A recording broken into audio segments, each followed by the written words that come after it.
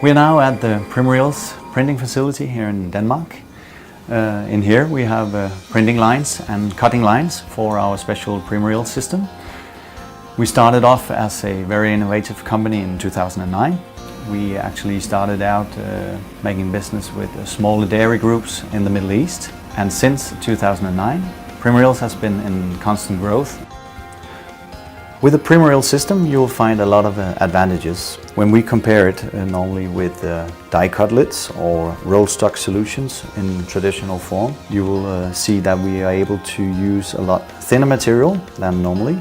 We don't need this embossed surface that you, for instance, see on the aluminium die-cut lids or pre-cutted PET lids. So you'll find a much smoother surface. The printing quality therefore seems nicer and better. We will have thinner materials. We are able to run as thin as 23 microns. Our normal versions of foil are 36 microns. It's a metallized PET version that we use for most of the machines that we supply lids to. Since the year of 2011, Primoreels has been able to make standalone units for the special Primoreels system.